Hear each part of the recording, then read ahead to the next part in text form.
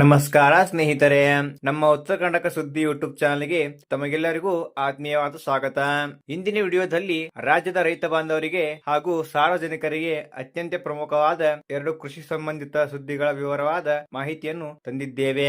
ಮೊದಲನೆಯದಾಗಿ, ರಾಜ್ಯದ ಬರಪೀಡಿತ ಜಿಲ್ಲೆಗಳ ರೈತರಿಗೆ ಸರ್ಕಾರದಿಂದ ಬೆಳೆಹಾನಿ ಪರಿಹಾರದ ಧನದ ಮೊತ್ತ ಮತ್ತು ಅರ್ಜಿ ಸಲ್ಲಿಸುವ ಪ್ರಕ್ರಿಯೆ. ಎರಡನೆಯದಾಗಿ, ರಾಜ್ಯದ ಲಕ್ಷಾಂತರ ರೈತರು ಎದುರು ನೋಡುತ್ತಿರುವ ಸಾಲ ಮನ್ನಾ ಯೋಜನೆಯ ಬಗ್ಗೆ ಹೊರಬಿದ್ದಿರುವ ಪ್ರಮುಖ ಅಪ್ಡೇಟ್. ರಾಜ್ಯದಲ್ಲಿ ಈ ಬಾರಿ ಮುಂಗಾರು ಮಳೆಯು ಸರಿಯಾದ ಸಮಯಕ್ಕೆ ಬಾರದೆ ರೈತರು ತೀವ್ರ ಸಂಕಷ್ಟ ಎದುರಿಸುತ್ತಿದ್ದಾರೆ. ಉತ್ತರ ಕರ್ನಾಟಕದ ಹೆಚ್ಚಿನ ಭಾಗಗಳಲ್ಲಿ ಹಾಗೂ ಒಳನಾಡಿನ ಜಿಲ್ಲೆಗಳಲ್ಲಿ ಸರಿಯಾದ ಸಮಯಕ್ಕೆ ಮಳೆಯಾಗದೆ ಬಿತ್ತನೆ ಮಾಡಿದ ಬೀಜಗಳು ಮೊಳಕೆ ಒಡೆಯದೆ ಹಾಗೆ ಜಮೀನಿನಲ್ಲಿ ಒಣಗಿ ಹೋಗಿವೆ. ಇನ್ನು ಕರಾವಳಿ ಭಾಗಗಳಲ್ಲಿ ಒಂದಿಷ್ಟು ಮಳೆಯಾಗಿದ್ದರೂ ಒಟ್ಟಾರೆಯಾಗಿ ರಾಜ್ಯಾದ್ಯಂತ ಕೃಷಿ ಚಟುವಟಿಕೆಗಳಿಗೆ ತೀವ್ರ ಹಿನ್ನಡೆಯಾಗಿದೆ. ಇಂತಹ ಕಷ್ಟಕರ ಪರಿಸ್ಥಿತಿಯಲ್ಲಿ ಅನ್ನದಾತನಿಗೆ ನೆರವಾಗಲು ಸರ್ಕಾರವು ಬೆಳೆ ವಿಮೆ ಹಾಗೂ ಬೆಳೆ ಹಾನಿ ಪರಿಹಾರ ಹಣ ಬಿಡುಗಡೆ ಮಾಡಲು ಮುಂದಾಗಿದೆ. ಯಾವ ಬೆಳೆಗೆ ಎಷ್ಟು ಪರಿಹಾರ? ಪ್ರಸ್ತುತ ರಾಜ್ಯ ಸರ್ಕಾರವು ರೈತರು ಬೆಳೆದ ಬೆಳೆಗಳಿಗೆ ಅನುಗುಣವಾಗಿ ಮತ್ತು ಉಂಟಾಗಿರುವ ಹಾನಿಯ ಆಧಾರದ ಮೇಲೆ ಪ್ರತಿ ಎಕರೆಗೆ ಇಂತಿಷ್ಟು ಪರಿಹಾರ ಧನ ಎಂದು ನಿಗದಿಪಡಿಸಿದೆ. ನೀವು ಬೆಳೆದ ಬೆಳೆಗೆ ಸರ್ಕಾರದಿಂದ ಎಷ್ಟು ಹಣ ಸಿಗಲಿದೆ ಎಂಬುದರ ಸಂಪೂರ್ಣ ಪಟ್ಟಿ ಇಲ್ಲಿದೆ. ನೀವು ನಿಮ್ಮ ಜಮೀನಿನಲ್ಲಿ ಎಳ್ಳು ಬೆಳೆದು ಮಳೆ ಇಲ್ಲದೆ ಹಾನಿಯಾಗಿದ್ದರೆ ಪ್ರತಿ ಎಕರೆಗೆ ಸರ್ಕಾರದಿಂದ ಬರೋಬ್ಬರಿ 11,500 ರೂಪಾಯಿ ಪರಿಹಾರ ಮೊತ್ತ ದೊರೆಯಲಿದೆ. ಉದ್ದು ಬೆಳೆದು ನಷ್ಟ ಅನುಭವಿಸಿದ ರೈತರಿಗೆ ಪ್ರತಿ ಎಕರೆಗೆ 13,100 ರೂಪಾಯಿ ಹಣವನ್ನು ನಿಗದಿಪಡಿಸಲಾಗಿದೆ. ಹೆಸರು ಬೆಳೆದಿದ್ದರೆ ಎಕರೆಗೆ 13,300 ರೂಪಾಯಿಗಳವರೆಗೆ ಪರಿಹಾರ ನೇರವಾಗಿ ಬ್ಯಾಂಕ್ ಖಾತೆಗೆ ಜಮಾ ಆಗಲಿದೆ. ಅಲಸಂದಿ ಬೆಳೆ ಹಾನಿಯಾಗಿದ್ದರೆ ಪ್ರತಿ ಎಕರೆಗೆ 12,000 ರೂಪಾಯಿ ನೆರವು ಲಭ್ಯವಾಗಲಿದೆ.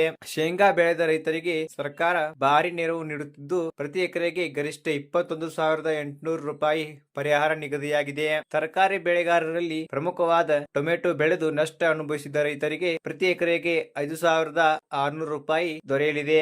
ಜೋಳದ ಬೆಳೆಗೆ ಪ್ರತಿ ಎಕರೆಗೆ 15,300 ರೂಪಾಯಿ ಹಣ ಬಿಡುಗಡೆಯಾಗಲಿದೆ. ಕಲಬುರಗಿ ಹಾಗೂ ಸುತ್ತಮುತ್ತಲಿನ ಭಾಗಗಳಲ್ಲಿ ತೊಗರಿ ಬೆಳೆದು ಸಂಕಷ್ಟದಲ್ಲಿರುವ ರೈತರಿಗೆ ಎಕರೆಗೆ 19,800 ರೂಪಾಯಿ ಸಿಗಲಿದೆ. ಮೆಕ್ಕೆಜೋಳ ಬೆಳೆದ ರೈತರಿಗೆ ಸರ್ಕಾರದ ಕಡೆಯಿಂದ ದೊಡ್ಡ ಮಟ್ಟದ ಸಹಾಯ ಸಿಗುತ್ತಿದ್ದು ಪ್ರತಿ ಎಕರೆಗೆ 22,500 ರೂಪಾಯಿ ವರೆಗೆ ಹಣ ಸಿಗಲಿದೆ.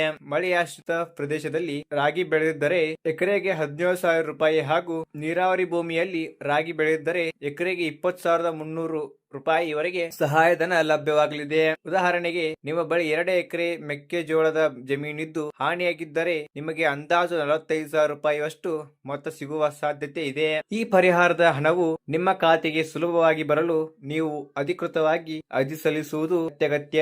ಈ ಪ್ರಕ್ರಿಯೆಯನ್ನು ಪೂರ್ಣಗೊಳಿಸಲು ಕಡೆ ದಿನಾಂಕವನ್ನು ಜುಲೈ 31 ಎಂದು ನಿಗದಿಪಡಿಸಲಾಗಿದೆ. ಆದ್ದರಿಂದ ಕಾಲಾವಕಾಶ ಕಮ್ಮಿ ಇರುವುದರಿಂದ ತಕ್ಷಣವೇ ಅರ್ಜಿಯನ್ನು ಸಲ್ಲಿಸುವುದು ಸೂಕ್ತ.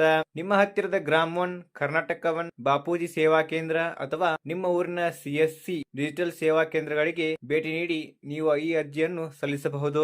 ಬೇಕಾಗುವ ಪ್ರಮುಖ ದಾಖಲೆಗಳು: ರೈತರ ಕೃಷಿ ಗುರುತಿನ ಸಂಖ್ಯೆಯಾದ ಫ್ರೂಟ್ಸ್ ID ಕಡ್ಡಾಯವಾಗಿದೆ. ನಿಮ್ಮ ಜಮೀನಿನ ಇತ್ತೀಚಿನ ಪಹಣಿ ಪತ್ರಿಕೆ, ರೈತನ ಮೂಲ ಆಧಾರ್ ಕಾರ್ಡ್ ಪ್ರತಿ, ಹಣ ಜಮೆಯಾಗಲು ಆಧಾರ್ ಕಾರ್ಡ್ ಲಿಂಕ್ ಆಗಿರುವ ಸಕ್ರಿಯ ಬ್ಯಾಂಕ್ ಖಾತೆಯ ಪಾಸ್ಬುಕ್, ಜಮೀನಿನಲ್ಲಿ ಒಣಗಿದ ಬೆಳೆಯ ಫೋಟೋಗಳು ಅಥವಾ ವಿಡಿಯೋ. ನಿಮ್ಮ ಜಮೀನಿನ ಪಹಣಿಗೆ ನಿಮ್ಮ ಆಧಾರ್ ಕಾರ್ಡ್ ಲಿಂಕ್ ಆಗಿರುವುದು ಕಡ್ಡಾಯ. ಒಂದು ವೇಳೆ ಲಿಂಕ್ ಆಗದಿದ್ದರೆ ಸರ್ಕಾರದ ಯಾವುದೇ ಪರಿಹಾರ ಅಥವಾ ಸಾಲ ಮನ್ನಾದ ಲಾಭ ದೊರೆಯುವುದಿಲ್ಲ. ನಿಮ್ಮ ಗ್ರಾಮ ಪಂಚಾಯಿತಿಗೆ ಭೇಟಿ ನೀಡಿ ಗ್ರಾಮ ಲೆಕ್ಕಾಧಿಕಾರಿಗಳ ಮೂಲಕ ಇದನ್ನು ಉಚಿತವಾಗಿ ಮಾಡಿಸಿಕೊಳ್ಳಬಹುದು. ಈಗ ರಾಜ್ಯಾದ್ಯಂತ ರೈತರು ಎದುರು ನೋಡುತ್ತಿರುವ ಅತ್ಯಂತ ಪ್ರಮುಖ ವಿಷಯವೇನೆಂದರೆ ಸಾಲ ಮನ್ನಾ. ಬ್ಯಾಂಕ್ ಹಾಗೂ ಸಹಕಾರ ಸಂಘಗಳಲ್ಲಿ ಸಾಲ ಮಾಡಿದ ಬೆಳೆ ಬೆಳೆದ ರೈತರು ಬೆಳೆ ನಷ್ಟದಿಂದಾಗಿ ಸಾಲ ತೀರಿಸಲಾಗದೆ ತೀವ್ರ ಸಂಕಷ್ಟದಲ್ಲಿದ್ದಾರೆ. ಮಹಾರಾಷ್ಟ್ರ ಮತ್ತು ತಮಿಳುನಾಡು ಮಾದರಿಯಲ್ಲಿ ನಮ್ಮ ರಾಜ್ಯದಲ್ಲೂ ಸಾಲ ಮನ್ನಾ ಮಾಡಬೇಕೆಂದು ರೈತ ಸಂಘಟನೆಗಳು ಒತ್ತಾಯಿಸುತ್ತಿವೆ.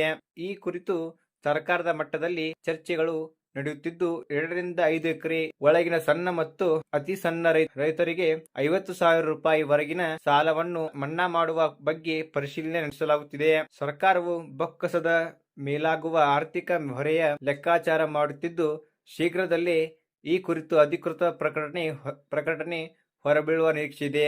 ರೈತ ಬಾಂಧವರೇ, ಪ್ರಕೃತಿಯ ವಿಕೋಪದಿಂದಾಗಿ ಸಂಕಷ್ಟದಲ್ಲಿರುವ ನಿಮಗೆ ಈ ಮಾಹಿತಿ ಉಪಯುಕ್ತವಾಗಿದೆ ಎಂದು ಭಾವಿಸುತ್ತೇವೆ. ಜುಲೈ 31 ಅರ್ಜಿ ಸಲ್ಲಿಸುವುದನ್ನು ಮರೆಯಬೇಡಿ. ಈ ವಿಡಿಯೋವನ್ನು ನಿಮ್ಮ ವಾಟ್ಸ್ಆಪ್ ಗ್ರೂಪ್ಗಳಲ್ಲಿ ಪ್ರತಿಯೊಬ್ಬ ರೈತ ಮಿತ್ರರಿಗೂ ಶೇರ್ ಮಾಡಿ. ಹಾಗೆ ನಮ್ಮ ಯೂಟ್ಯೂಬ್ ಚಾನಲ್ ಸಬ್ಸ್ಕ್ರೈಬ್ ಮಾಡಿ. ಧನ್ಯವಾದಗಳು.